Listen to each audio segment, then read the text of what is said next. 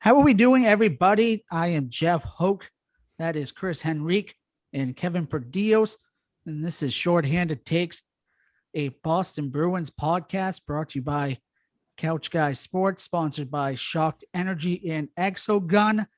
This is episode 8. We are 8 episodes in. A little rough start to the season for the Bruins, up and down very much. Before we get into that, though, I want to dive into this read really quick. Ever feel unable to focus, tired, and low on energy?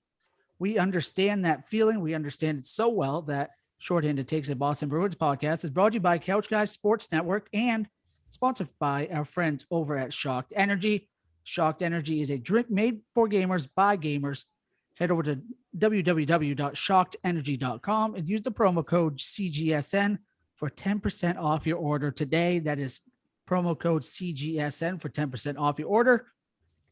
And they will ship to you worldwide. Get your Shocked Energy today and let us help you gain the focus and energy back. Speaking of energy, the Bruins defense needs lots of energy right now. Has not looked very good lately. As we speak right now, they're playing the Edmonton Oilers. Of course, a team that is very offensive potent. They're currently losing 4-3 as I speak.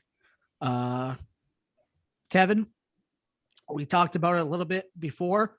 And before we recap the last 3 games, I want to talk about this game a little bit and, just kind of dive into the defensive issues right now.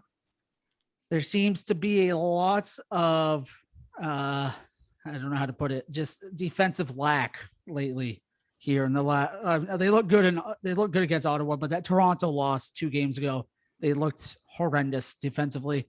They seem to have their spurts. Today is one of those bad days. What's up with this defense? I want to say they're young. That wants to be my excuse for them, but at the same time, so is the rest of the league. You know what I mean? Like the way the NHL is right now. If you're 26, you're on the older end. It seems like. So I think they're young. I think they're trying to figure everything out. I think it's a little bit of a hangover from last year on trying to get to know each other and get to a different leader. McAvoy's the guy now. Like he's the leader of that defense right now. And I think COVID shortened year last year, feeding into this year with a lot of young guys, a lot of new faces in the locker room in general. It's kind of up in the air. And then what we were talking about earlier as well before the show was this schedule is ridiculous. It's bullshit basically. So I think they're trying to get as much rhythm as they can, but it's tough.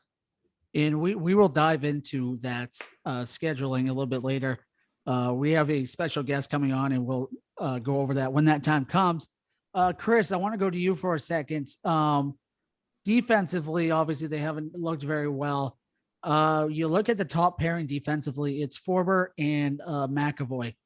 The one person that has not looked good defensively this year is Forber. And that's it. That's supposed to be his forte. He's supposed to be good at that. Is it just trying to get chemistry with the new team, or what's he has a goal? He got a goal the other day, but what defensively, why is he struggling so much?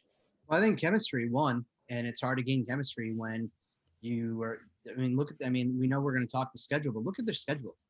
How do you gain any sort of camaraderie with the players during actual game time when you're playing what it feels like once every 6 weeks? To me, every time that the Bruins play, it feels like they played 2 weeks ago. So that's me as a fan. Just imagine these guys are playing. So I also don't think that Forbort is someone who should be on the first pairing. That's me personally. I think when they signed him, he's probably better suited to be someone that's on that second pairing. He'd be really, really solid on the third, but second is where it probably should have been. And I'm going to continue to kind of harp on this. I think that the Bruins, they didn't do enough on defense. I know we're saying that they're young. Yeah, they're young. McAvoy is doing his thing. We expect him to do his thing. But I think that the defense is, in my opinion, is kind of like dog shit right now. And Cassidy has to figure that piece out. And I'm not sure if it's shaking up the lines. I don't know if that's something he needs to do there. I just don't think that the depth there. I mean, look at Matt Grzelcyk too. Matt Grzelcyk has been awful this year. I mean, he's putting up nothing in regards to any sort of offensive production at all. There's no assists. He hasn't scored anything. It's just he's wearing a sweater, taking up ice time. So I think it's time for the defense of these players. Again, a little bit of accountability. I think the biggest way that I think we're gonna be able to judge it is when they start playing, more games over the course of a week. When they're playing 3 games a week, and we can start to see exactly what this team is going to look like, because it's really hard to evaluate when I think how many games they've played so far? What, 12? They're 6-4 right now. So that's what I mean. So again, it feels like that this team has played barely any hockey, and I don't understand why. And hopefully our guest, huge guest, big guest, first ever guest. I think it's probably one of the biggest guests that CGS has had in a long time. Maybe that person can shed some light. Maybe the biggest ever. Could be. Possibly the biggest ever. Chris, quick question. How many episodes have we recorded? Do we know? This is what, episode 7, maybe 8? This is episode 8. So the so we're 8 weeks. We're 8 weeks into like this podcast. Yes. The Bruins have 10 games. How many weeks before the season do we start? 2? I thought you were gonna go and say like we're 8 episodes in and we have a big guest. That's what I'm going back to the schedule. Hang on, let me check my. Well, that too. I mean, Boston's a hockey town, so whatever we got some people that are able to pull some strings. Our one of our co-hosts over here is pretty good at social media. Got to shoot a shot. I was gonna say pretty good at hitting people up and shooting your shot. So luckily, so we about episode 5 is when we started talking about the season. Okay, so we're 5 weeks in, like 5 episodes of the regular season was going on. Yep. They've played 10 games. Yep. That's 2 games a week. That's that's an average of 2 games a week. That you can't get rhythm there. That's just not. It's just not going to happen. No, and I know we like to hype this up, and so I'm going to hype it up. Our big guest will hopefully shed some light on that, like Chris said. Before that happens, though, she can't come on yet because she is busy recapping this Bruins game that is currently going on right now, and it is 4-3 Oilers. Leon Draisaitl with 2 goals today already. The guy's good. We will go over that with her when she comes on. So I want to recap the last 3 games. We already talked about the defense being banged up against Toronto and that loss. They took 2 out of 3. They beat the Red Wings where Bergeron had 4 goals. We talked about that on a group text, actually. And I believe, which one of you two had the Bergeron having a big series? That would be Kevin down below there, said that Bergeron was going to go big and go home. Little did he know that he was going to go big in that one game against the Red Wings and not do anything else after that. So let's talk about Chris. Let's go to you really quick. Let's talk about those winning 2 out of 3 there in the last 3 games. Obviously, yes, it was the Red Wings, and yes, it was Ottawa. Toronto was a tough loss because we talked about the defense was not good. They're 6-4 now, staring down 6-5. What can you take out of those last 3 games that probably they could look for moving forward? Defense has to be better, and we said that a couple of minutes ago, but defense needs to be better. I think the goaltending's been pretty good. I think I don't have an issue there. It was nice to see. Granted, it's few and far between to see a player score 4 goals. So the fact that Bergeron did that, it was nice to see him get himself going. That was the really most important piece out of that whole thing. Is coming into that game, Bergeron had 0 goals to start the season. So it was really nice to see Bergie, get going on that. And for the listeners, if you're not jumping on our takes yet and our predictions, I think there's only been 1 week so far that we've recorded where we were wrong on predictions. We're nailing this every single week, people. And Kevin, right there, right off the rip, 4 goals for Bergeron. The guy does it in 1 night. 1 night. I said it. go back to that podcast. I said, once he gets one, like he gets them in bunches. So like once that one or two goes, there's at least another 3 coming. What I also found interesting though, guys, and this is something that I watched live on Felger and Maz, but the day that he scored the 4 goals, Yeah. both Maserati and Jim Murray questioned the heart of Patrice Bergeron. And I just want to stop for this for 1 second before I go and read to you, because I wrote the quotes down. First of all, why would we ever, anybody, go and question the heart of Patrice Bergeron? This is someone who is literally given every ounce that he has in him to the city of Boston and Boston Bruins hockey. I will never question his heart. And you want to question that he's getting up in age, that's a different conversation.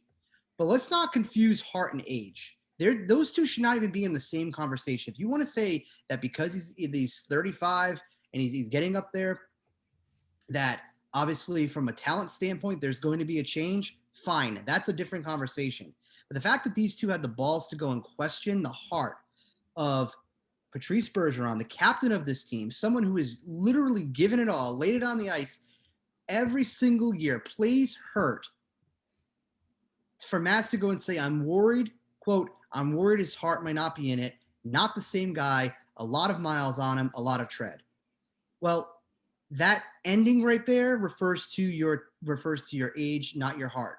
Where is it, like, based off of that, why would you say his heart's not in it? Jim Murray, I don't think his heart's in it, quote, I don't think his heart's in it. His body's taken too much of a beating. Your body taking a beating has nothing to do with your heart.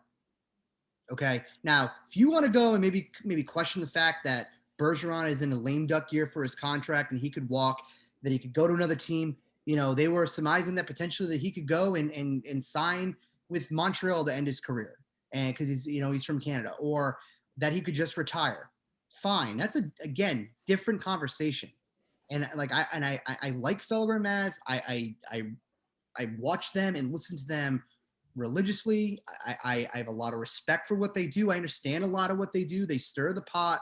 They set the tone for Boston sports, what we're going to talk about. But it pisses me off to go and hear these two go and question a player's heart that they know dick about. Literally, they know nothing about why Patrice Bergeron's having a slow start. So he has a slow start. It's because of his heart. Go bang your ass. It's not because of his heart. Look at something else. But again, they achieved their narrative because many people are going to talk about it. It's got me fired up. But you know what I mean? Like, that pisses me off because there's nothing ever in Patrice Bergeron's career that has ever made any one of us as a fan question his heart. And if you're listening and you're like, oh, yeah, I want to question his heart, get bent because you're wrong as well. Kevin, you got an answer for that one, or do you want to? What do you got? No, Chris, excuse me. Chris is exactly right. I mean, those two guys, that show is all about trying to stir the pot, trying to get the viewers fired up. And that's what they did. The heart aspect of it is so wrong. That it's so wrong, and it's so misinformed, I guess it would be the way to put it. But you have to think of what has been the problem with this team for the last 3 or 4 years. Secondary scoring, right? So this guy, this Bergeron in that perfection line, has to carry the team in scoring wise and offensive output wise year after year after year. As you get older, that's not going to, like, that's a lot easier to do when you're 33, 30, 29. When you're 35, your body, like, it's not his heart. It's just his age. Like, he's getting older.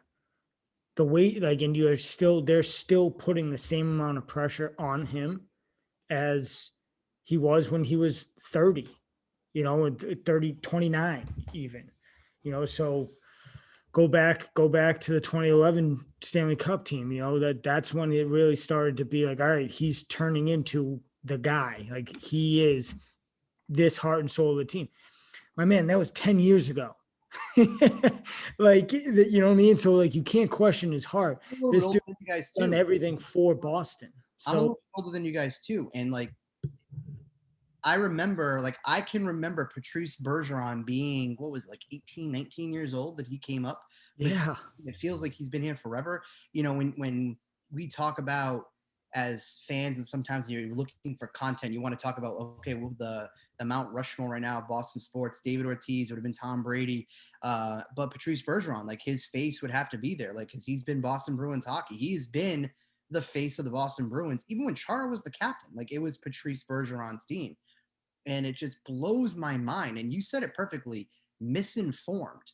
You know what I mean? Like, and for the flagship show of Boston sports, they are the hub of Boston sports. And the fact that there's two of the three, and I'm happy that Felger didn't get into that whole piece with them, because Yeah, Felger you know why? hockey. Yes, exactly. He knows hockey. He's not gonna bite that. And I know, like, there are times like you want to do it for the content, but I would have to imagine like Felger's probably inside being like, guys, what are you, like, really? Like I don't know. It bothered me when I heard it. It was nice to see Bergeron do what he did on the ice. And then it was nice for them to eat the crow the next day. You know what I mean? Like, and have to go and be like, oh, we were wrong. So I mean, we can go again. This could be a whole episode on them alone. But like you said, you know, Felger used to cover hockey. He used to cover the He Bruins. still does. So he knows. You know, he knows the game. He knows those guys, and he wasn't going to bite into that. And that's probably why before the show he was like, "You guys can take the Bruins takes. I'm keeping my hands off of this one." Well, it's like Matt Maserati is the baseball guy, and Felger is the hockey guy. They're His both baseball football takes guys. are trash too. You know, that's a different story for a different day. Like you said, we could go all day and talk about this, but you know, this isn't the trashing the 98.5 Sports Hub shows, because I could go all day doing that. And I don't want to trash the 95 Sports Hub, you know what I mean? Like, because I think that they obviously, again, they set the tone for what anybody's going to talk about, right? But it blows my mind, especially in the last like 6 months, some of the stuff that they come up, like, really? And I mean, like, and even today too. Again, we're not a baseball show, but you know what I mean? Like, spent an hour on basically why the Red Sox are never going to spend any money. Well, we don't freaking know that. Like, just because Sam Kennedy said what he said doesn't mean that the Red Sox aren't going to do anything like that. You know what I mean? Like, it's just, we're already ready to like write shit off before anything ever happens. And it's infuriating. And I think it bugs me even more now, because I'm not saying like we're like hardcore, like we, we're because we cover this stuff through Couch Guy and everything else, but damn, it pisses me off, because it's like, you don't really know. Maybe they do. Maybe obviously they're plugged in, but some of the takes, man, it's too much. But that's for a different show. Yeah, that's for the other Couch Guy Sports show that Chris is on. He can go off on that whenever they have their next episode. So we talked about defense getting roughed up. We talked about forward. Something else I want to bring up here, and we can bring up with our guest too. But so Jack Studnicka got sent down to Providence yesterday, I do believe it was. After the Ottawa game, Bruce Cassidy did not seem too impressed with how he played on the wing. He hadn't been playing well at the center either, so they're going to send him down to kind of get some work down in Providence. You know, obviously they're already short on wing as it is. And that probably leaves, I'd have to think Oscar Steen to be brought up here. I don't know if he was brought up today for the game or not. Bruins lost 5-3 to the Edmonton Oilers today. That is a final score now. But Kevin, to you, and we talked about at the beginning of the season and in the preseason, Jack Studnicka put on some muscle to help him, and it helped him to an extent. But obviously, his hockey skills are not quite ready, probably for the NHL yet. This is a big deal to me. This is a big deal because of the fact that you look at the depth of the wing in the center. You don't have Krejci anymore, and Charlie Coyle's still learning the whole thing of playing that second line center. Studnicka getting sent back down is huge because of the depth. I just want to know what your opinion is on this, because before the season we talked about how big he could be for this season, and already he's getting sent down to Providence. Yeah. What I think on it is a point Chris brought up. I think either last episode or the week before that, when we were talking about the kid in Montreal that got sent down. Um, I'm blanking on his name. Cole Caulfield. Caulfield. Thank you, Caulfield.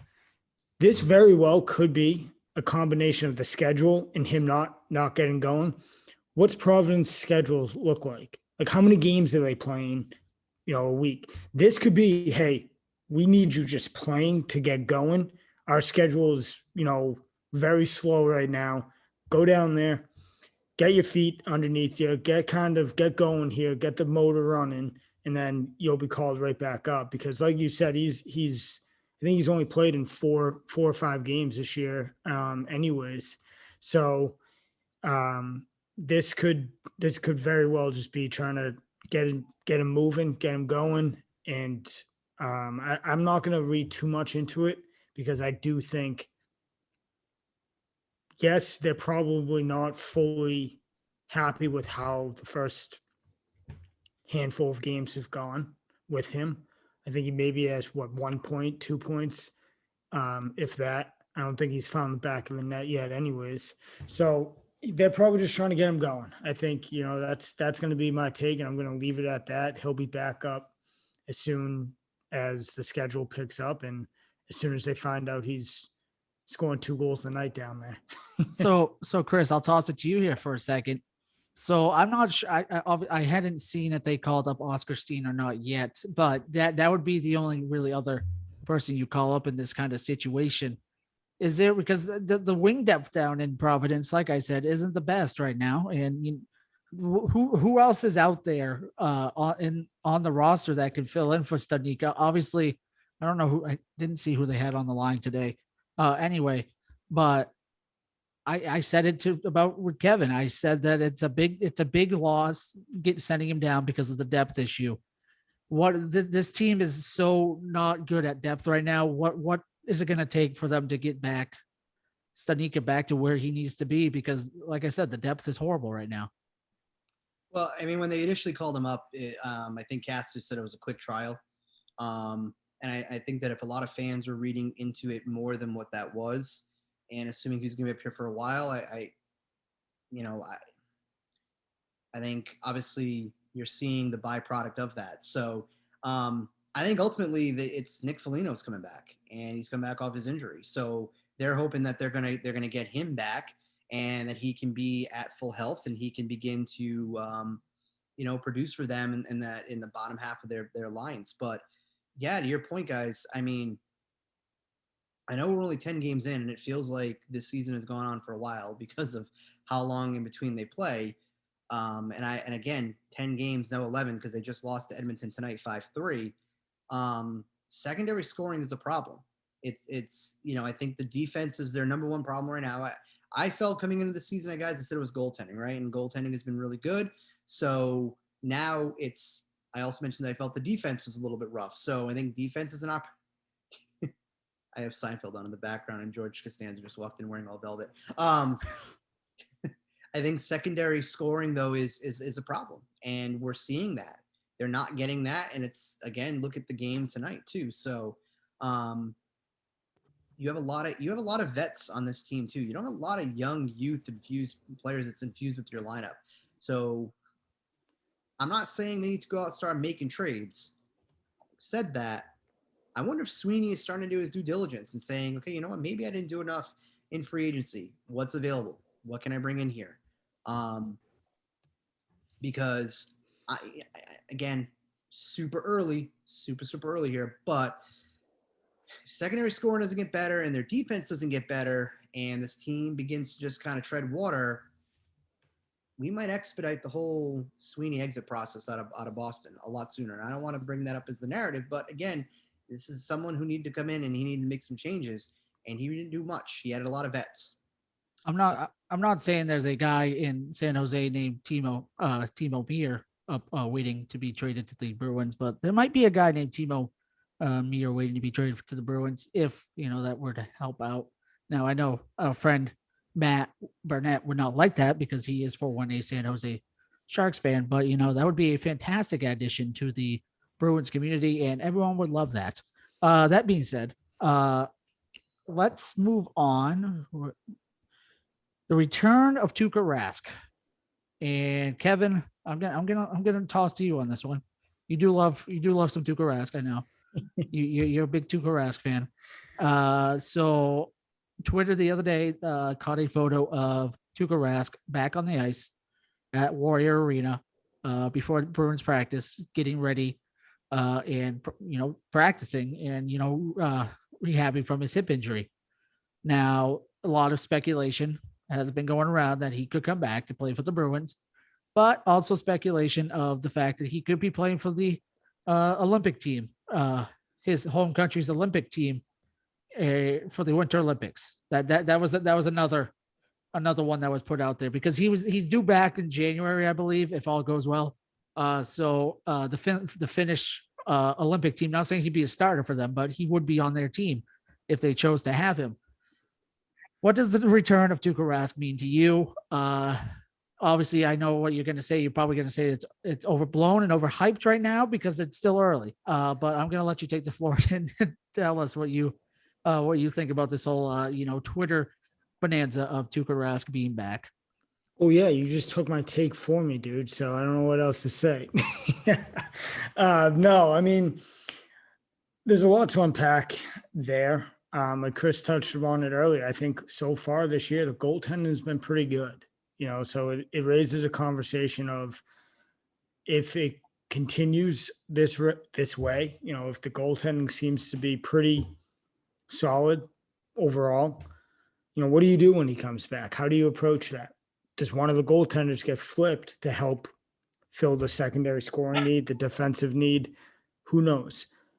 What I will not allow to happen and shouldn't happen, and if it does happen, Sweeney should be fired immediately, no matter where we are in the standings. That dude is not and should not be allowed to participate in the Olympics, period. End of story. No other questions about that. He's coming back from a hip injury, and we're hoping, dripping the last ounce of eliteness out of him, because when he's on, he is an elite goaltender. So if you are going to allow him as an organization to go overseas and play in the Olympics, you are signing his death certificate.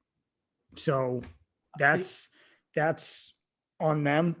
He shouldn't be allowed to play. If they need him to get ice time, send him down to Providence or something, like whatever. Do something other than letting him participate overseas and being even away from the team even more. Well, you wouldn't be away from the team. You have that break of the Olympic break in February, I believe it is. So you'll have that, but I get your point. Here being like practicing with his exactly. the guys and around his medical staff that's hoping, you go over the Olympics, it's kind of everyone's like, obviously they're going to have world-class doctors and everything over there and trainers, but they're not your guys. They're not the Bruins guys that are going to rehab you the way the Bruins want to rehab you. And if you think that's a completely different story and that's not the case, then why is Jack Eichel out of Buffalo right now? Because team doctors, the team didn't want him to do the surgery. So it's not a universal thing. Like each team has their own philosophies, the way they want to do things, the way, they rehab people. That's my point of don't expose him to other possible injuries, delays, anything like that. Chris, I'll go to you here. Before we go, he kind of stole my next segment because that's around the NHL's coming up here in a minute for us.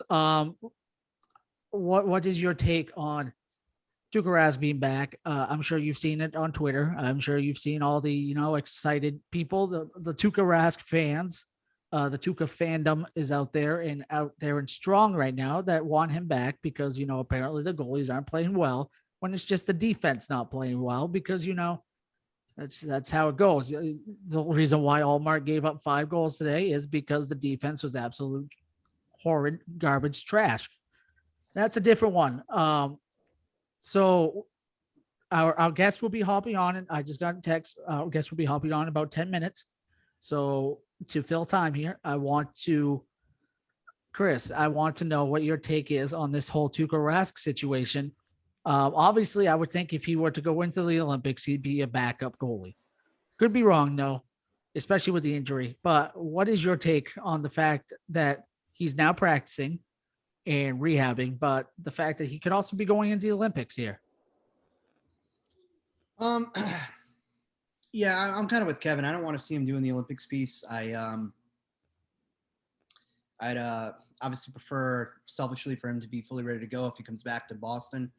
Coming into tonight's game, the Bruins goaltenders, Swayman and Ullmark combined had a 2.89 goals against average, 18th in the league. So it's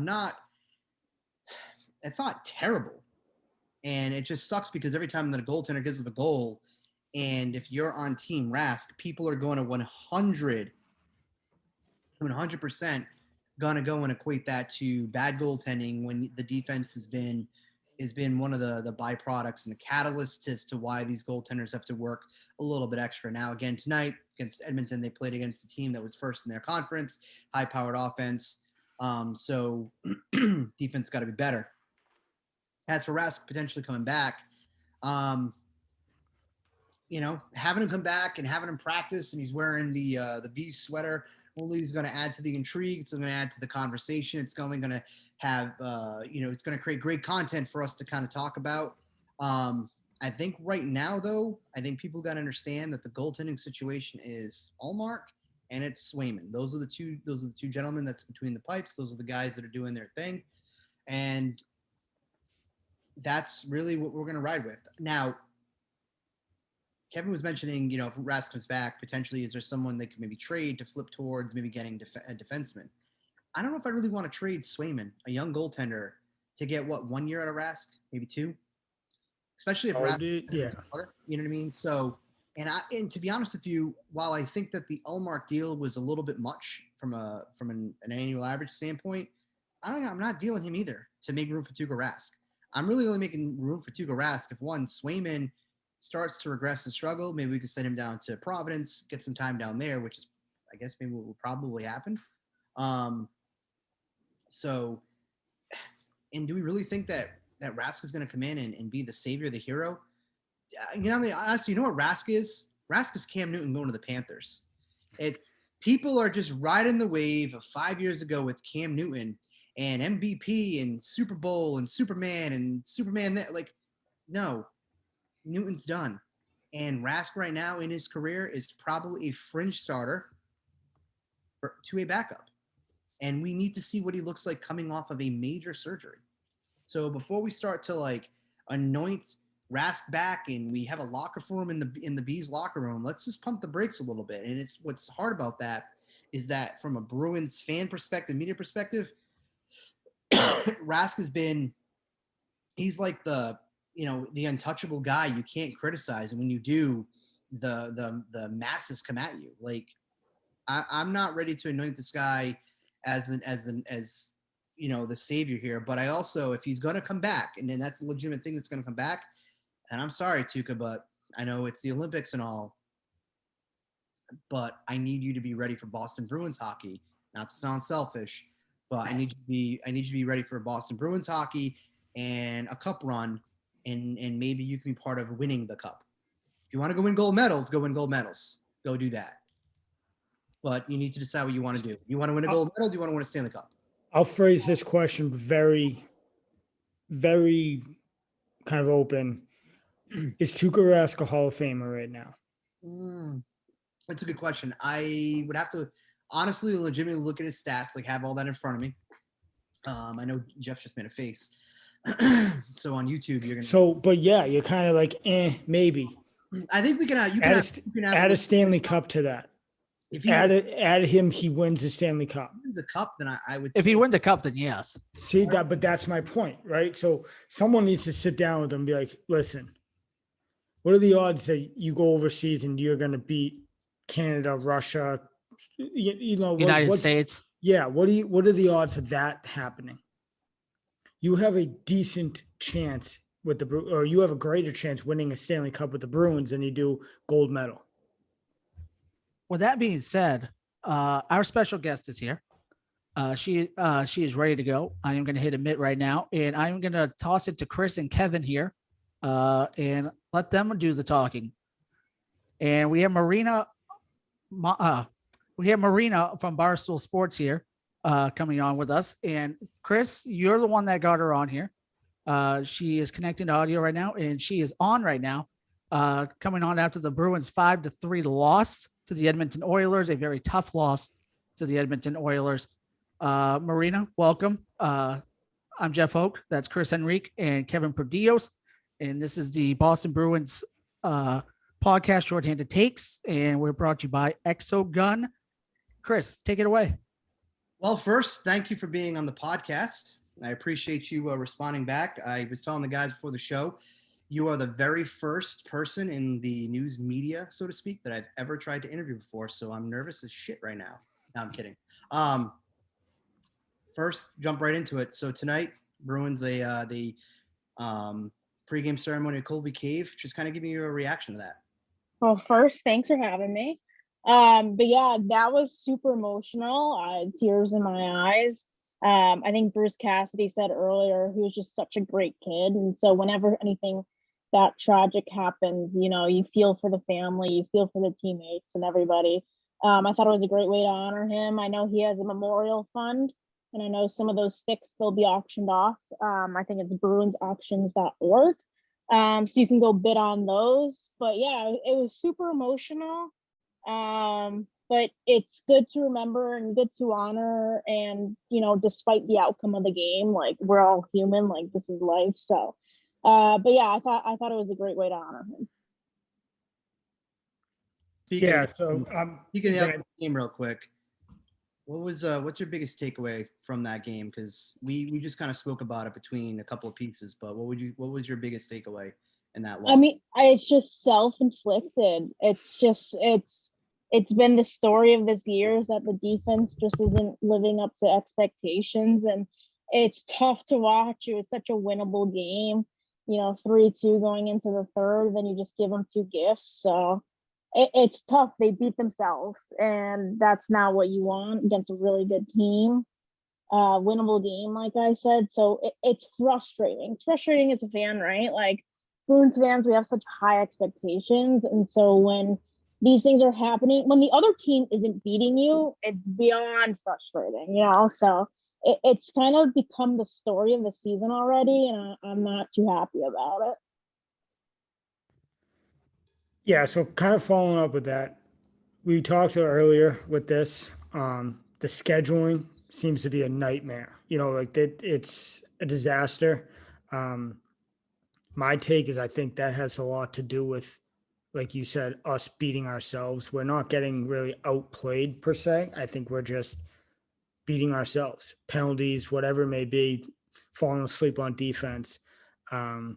What's your take on this whole scheduling thing? You have to imagine it'll pick up at some point, but it seems like we're barely playing hockey. Yeah, it's been brutal, and it's tough too because there's tons of new faces this year, and so it's kind of hard for them to get in that rhythm, to get that chemistry. Plus, Foligno was banged up. They've had a few other injuries, so schedule has been absolutely brutal. But it's just something that they have to play through, and so I think Marchand said it the other day. It's tough to get in that rhythm, and it sucks. And we can complain about it all we want, but it's just something that they have to get through. And I think it really has to do with a lot of the new faces this year.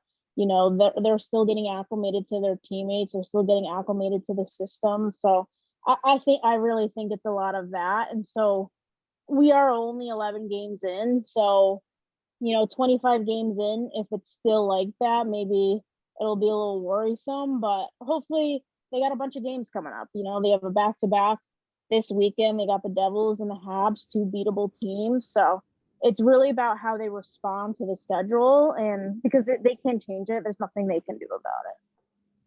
No, and that's a good point too, because we mentioned that when we recorded earlier. It's basically that, a again, 11 games in, right? 12, whatever it is, 12 games in, that if, we're into peak December, almost in January, and this team is still performing the same way, and the defense looks sluggish and the secondary scoring is poor, then now it's time to have a conversation about what this team should really do and really what they look like.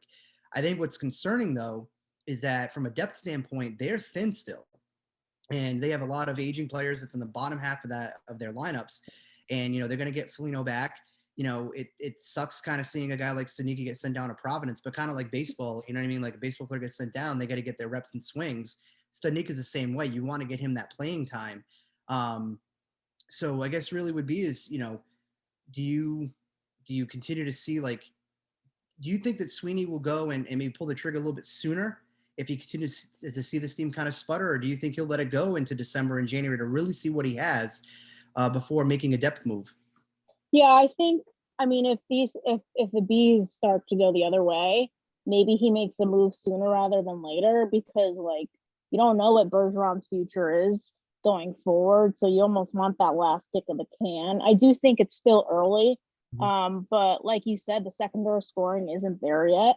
The top line is 51% of the goals. And so you're kind of hoping and you're waiting for, the other guys to step up and put the puck in the net. Taylor Hall, especially. I think I've Bruce Cassidy, benched him the other night. I think he's a guy who could step up. I don't think Craig Smith is 100% healthy. He just hasn't looked right to me. So I think it's just a lot of different variables right now. So yeah, if the Bruins start to go the other way, then maybe Sweeney makes a move rather sooner rather than later. But they just got Foligno back, so I think they're going to see, this next stretch of games, how he does, how he responds. I thought he looked pretty good tonight. He had some good jumps. So it's really just going to be about how they respond. We talk about how the defense has struggled, and I kind of want to get your opinion on this. The first line has been a lot of the scoring. I think you said 51% of the scoring this year.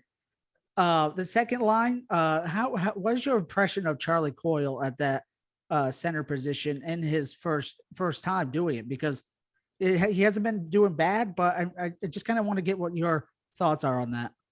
Yeah, I think it's a waiting game for him too. You got to give him the benefit of the doubt, because he is coming off that knee surgery that he desperately needed, and then they moved him to the wing for some of the games. So I think it's something that, like I said, maybe 25 games in, and if he's not, where he needs to be, maybe they make a move in that sense. Holla, you could argue maybe Studnicka could get in some third line center action if they wanted to go that way. So yeah, I'm giving him the benefit of the doubt right now. He had a great game last week against the Panthers. You kind of saw what he could do against them. So it's really about him building consistency and him, getting better each and every game. He's had a couple different line mates. Foligno was up there with him and Hall tonight. So I'm giving him the benefit of the doubt for now, but it is something that Bruins fans should keep an eye on. All right, so let's shift. What's your thoughts on Tuukka Rask? Saw him in the jersey. He was at one of the practices the other day. Just kind of like, what's your take? Where do you kind of stand on that? And we had literally before you jumped on, we had some opinion on that. So I want to hear your thoughts on Tuukka. Yeah, it's interesting. I still think he's like a month away, maybe a month and a half away from them having to make that decision. But he's not going to cost you much. And none of the goaltenders have really stood out to me in the sense of like they're the number one starter. They've been going back and forth. I think Ullmark may have the upper hand barely right now. And so if you could bring, say the Bruins, slip here, they need some wins, you bring in Rask because you know what you're going to get from him. Granted, he is coming back from that labrum surgery. So it's interesting. It could go a few different ways. They could sign Rask because they're struggling in the goaltender position, or they could sign Rask because they're doing well and they want to rest some of the goalies. It's definitely interesting. I've been pro Tuukka my entire life, so I'm definitely a little bit biased, but I see it as a good thing. Just because the goaltenders really haven't stood out to me. I'm hoping Swayman can kind of get them back on track. I'm sure he'll play Saturday against New Jersey, but yeah, they haven't really won the start. None of them have won the starters net. And so, maybe you bring Tuukka in really super cheap. He's not going to cost you much. See what he can do, because you can put Swayman in the AHL if he's not performing. So they invested in Linus Ullmark. I can't imagine they're not going to give him the time of day, but I don't know. I see it as a good thing, but I still think we're a month out, and then we'll see what happens with the Bruins from there in a month. See where they are in the standings. See where he fits here. If he does, see what happens. So I got a question kind of off. I guess it's still on the hockey topic. I follow you on Twitter and everything, so I know you kind of are leading the charge on this. But that Pooh Bear jersey needs to come back. Bottom line, it needs to come back. I'm the biggest advocate of it. I spent, yeah, I see. Yep, absolutely. I spent, I don't know. It's their best jersey. I'm full blown on it. I found last Christmas, after looking for like a year, I finally found one. I got it for Christmas. I wear it every Bruins game that I go to. So I'll be there Sunday against Montreal wearing it. I will also be there Sunday against Montreal wearing it. So we got to get a photo and get the stream going. Absolutely. All right. So, I mean, what are the chances they actually bring that back? They need to, but what are the chances that they actually do it? I've heard Cam Neely is not fond of it. So I think it's pretty slim, but you never know. But they're going to do another reverse retro next year. And so I'm banging the drum, trying to be as loud as possible, see if we can get it back. I've always said it's so ugly that it's pretty. I mean, it's like a puke yellow jersey, but I think if it was on a white jersey, it'd be awesome.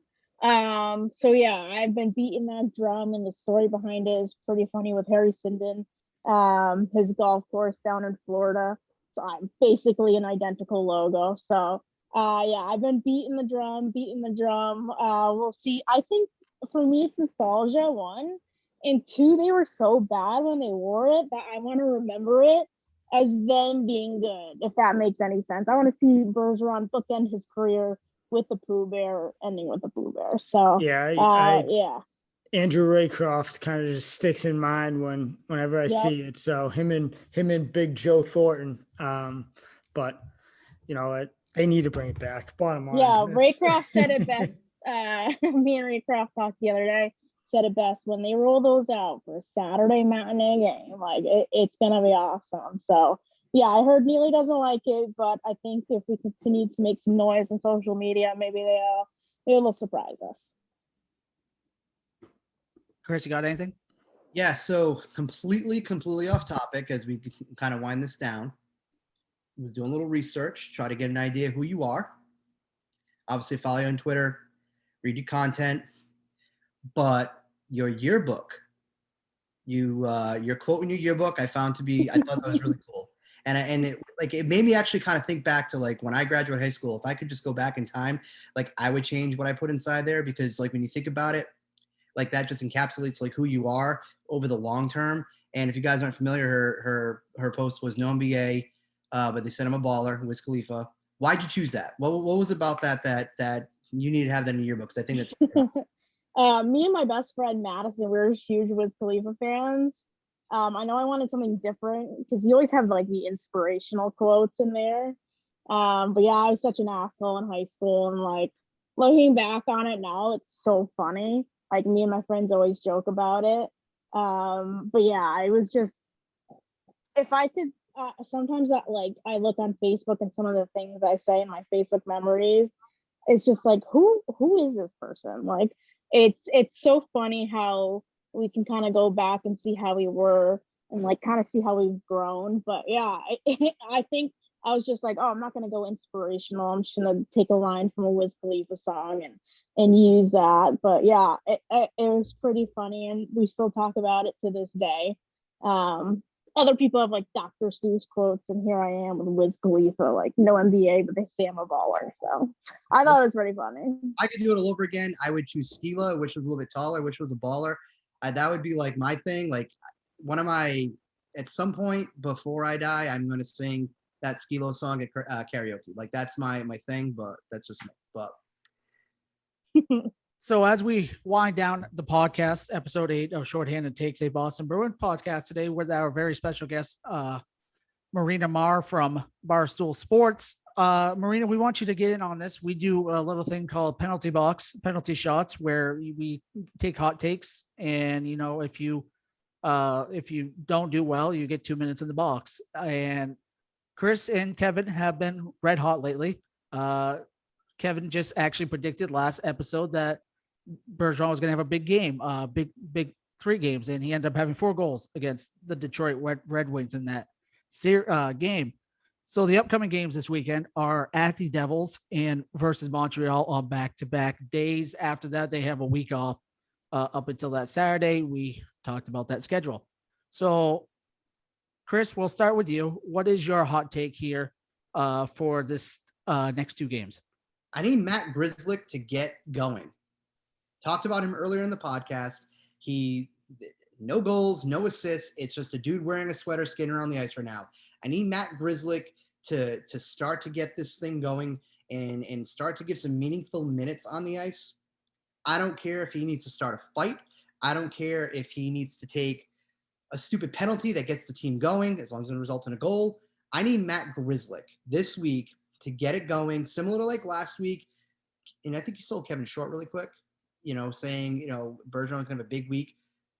He said that Bergeron was going to score 4 goals last week. Dude did it in 1 game. Unreal. All right. So let's not sell Kevin short. Anyway, no, Grzelcyk. I think Grzelcyk needs to have a big game. I think it's time to start to get him going. Because I think that, again, if this defense continues to struggle, that's going to be a spot they're going to have to upgrade in a couple of months. So it's time for these guys to start to get it going. And I think Grzelcyk, I want to see him get it going. So doesn't have to score for me, but I want to see Matt Grzelcyk, and I want to see him in a positive light this week. Kevin, the man of the hour, the man that predicted this all. What is your fire take for this weekend? Yeah, I'll stick with the goal scoring of the points. Taylor Hall finds the goal column this week, I think. I have him. I'm going to guess that he's going to score against New Jersey without a doubt. I feel like that's a team that, for whatever reason, he's going to get a little pep in his step. But I think he has 4 points in these 2 games. So either goals or assists, but he has 4 points in this game, these 2 games. I like it. I like that one a lot, and probably will happen all against New Jersey because that's how it's been going lately. Marina, that was what mine was going to be. So you can keep it at that one too, but it's that simple. Just give us your hot take, and that's all you got to do. I think we'll shut out the Habs on Sunday, only because I'll be in the building, so that's what I'll be rooting for. But yeah, I think Halsey's going to start to get going this weekend. But yeah, I'm going shut out against the Habs Sunday night.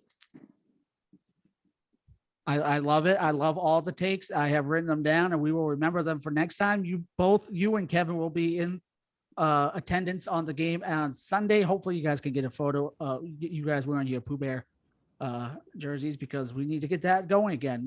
Just like we need to Meth Bear going again too, because that is everyone's, for some reason, favorite mascot is Meth Bear, even though Kevin does not agree with that one bit. It's terrible. I don't like it. With that being said, though, that is going to end it for our episode 8 of Shorthanded Takes, a Boston Bruins podcast. We recorded a little late this week because we wanted to get our special guest on. Thank you, Marina, for joining us this week, and hopefully we can have you back soon, because we would love to have you back again. And Chris, thank you for getting her on here, because you are the mastermind of social media apparently and can do stuff like this now. I got lucky, but no, I seriously appreciate you coming on. First guest for our podcast. It's brand new. So definitely appreciate you taking the time to just talk Bruins hockey. And that's what we wanted to do. So Thank you. I genuinely appreciate it. Absolutely. I'd love to come back on, spit some hot takes with you guys. Sorry I came on a little late. But yeah, hopefully the bees start getting rolling here and we can talk about, happier things like them winning. But I think it'll be a good weekend. Hopefully we sweep the weekend, and I'll be rocking the Pooh Bears Sunday night. And like I said, they play at the Devils this weekend and home against Montreal. They will then have the week off up until that Saturday. I'm Jeff Hope. That's Chris Henrique, Kevin Berdios, and our special guest, Marina Maher. And this has been Shorthanded Takes, a Boston Bruins podcast brought to you by Couch Guys Sports and sponsored by Exogun and Shocked Energy. Have a great night, everybody.